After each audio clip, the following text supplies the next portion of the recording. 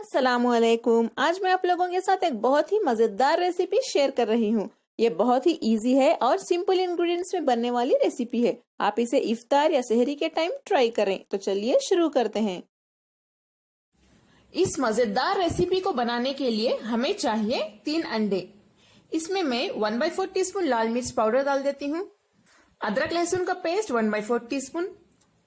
थोड़ा सा नमक आपके टेस्ट के हिसाब से डाल लें। हल्दी 3 चुटकी यानी 3 पिंचेस। 1/4 टीस्पून गरम मसाला पाउडर। धनिया पाउडर 1/4 टीस्पून। अंडों को इन मसालों के साथ हम अच्छे से फेंट लेते हैं। अंडों को मैंने अच्छे से फेंट लिया है। इस रेसिपी के अब हम नेक्स्ट स्टेप की ओर बढ़ते हैं। पैन में हम आधा टेबलस्पून तेल गरम कर लेते हैं। तेल गरम हो चुका है। फ्लेम को अब लो पे रख के हम ये फेंटा हुआ अंडा डाल देते हैं। मीडियम फ्लेम पे हम अंडे को पकाएंगे ताकि इसका ये जो पार्ट है वो कच्चा ना रहे।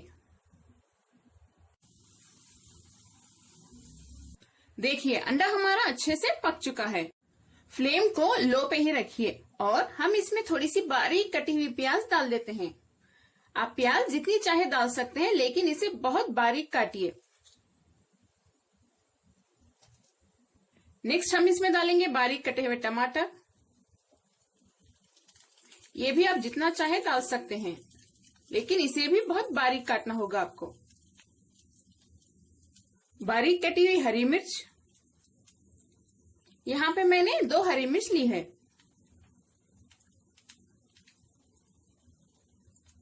और बारीक कटे हुए धनिया के पत्ते।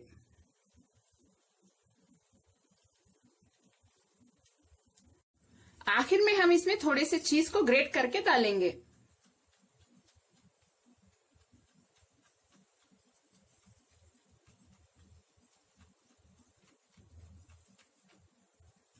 आप चीज जितना चाहे उतना डाल सकते हैं।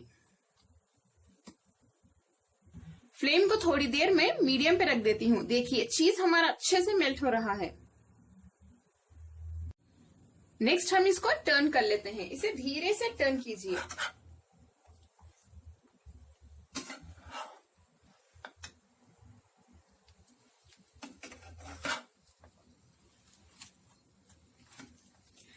थोड़ी देर इसे ऐसे ही प्रेस करते रहिए। नेक्स्ट हम इसे टर्न कर लेते हैं। इसे टर्न करने के बाद हम इसके पीसेस कट कर लेंगे। आपको जितने चाहिए आप उतने पीसेस कट कर सकते हैं। देखिए इस तरह से कट कीजिए। फ्लेम को बंद कर देते हैं।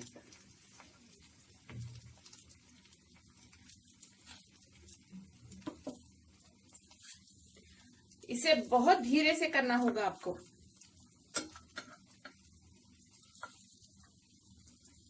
देखिए मैंने इस ऑमलेट के 6 पीसेस कट करके रख लिए हैं। देखिए अब हम इस रेसिपी के नेक्स्ट स्टेप की ओर बढ़ते हैं। ऑमलेट को मैंने इस प्लेट में निकाल लिया है। पैन में हम थोड़ा सा बटर मेल्ट कर लेते हैं। ज्यादा नहीं, बस थोड़ा सा, क्योंकि ऑलरेडी हमने ऑमलेट में तेल डाला हुआ है। बटर हमारा मेल्ट हो चुका है। अब हम इसमें एक बारीक कटी हुई छोटे साइज की प्याज डाल देते हैं। फ्लेम को हाई पे रख दें और इसे अच्छे से भून लेते हैं। इसका कलर पिंक होने तक इसे ऐसे ही भूनते रहिए। प्याज हमारी थोड़ी सी पिंकिश हो गई है। हम इसमें 1 टीस्पून अदरक लहसुन का पेस्ट डाल देते हैं। फ्लेम को मीडियम पे रखिए और अदरक लहसुन के रस मिल जाने तक इसे ऐसे ही भूनते रहिए। नेक्स्ट हम इसमें 2 मीडियम साइज बारीक कटे हुए टमाटर डाल देते हैं।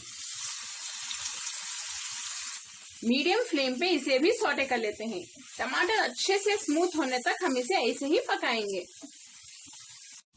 इसमें हम थोड़ा सा पानी भी डाल सकते हैं ताकि टमाटर हमारे जल्दी स्मूथ हो जाए।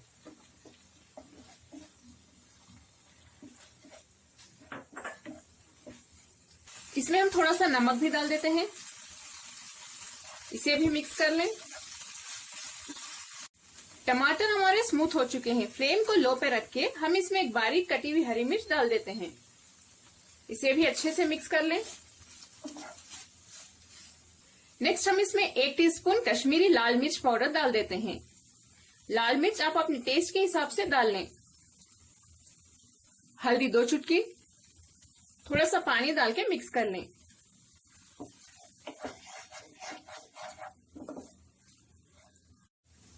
एक टेबलस्पून दही में हम आधा टीस्पून बेसन यानी चने का आटा डाल के मिक्स कर लेते हैं।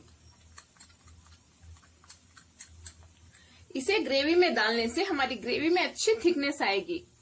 देखिए, इसमें भी हम थोड़ा सा पानी डाल के मिक्स कर लेते हैं।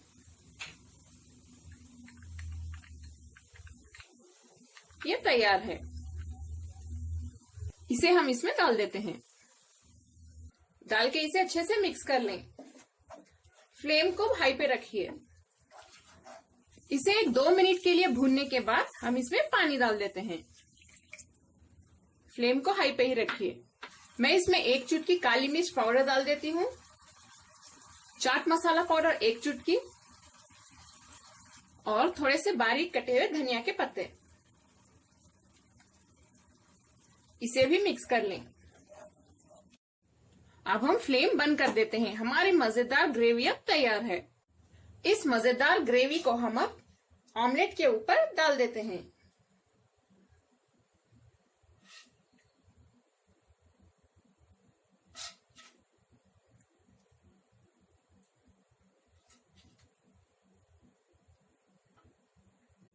इस ग्रेवी को डालने के बाद फिर से हम इस पे थोड़ा सा चीज ग्रेट करके डाल देते हैं।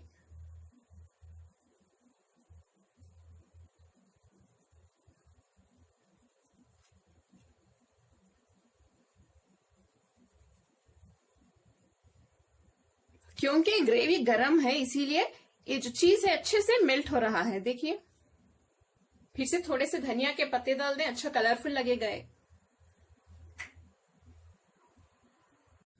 देखिए, हमारी मजेदार रेसिपी अब तैयार है। आप इसे रोटी के साथ खा सकते हैं या एक स्नैक की तरह भी खा सकते हैं। इसे इफ्तार में या सहरी में जरूर बनाइए, बहुत मजा आएगा आपको।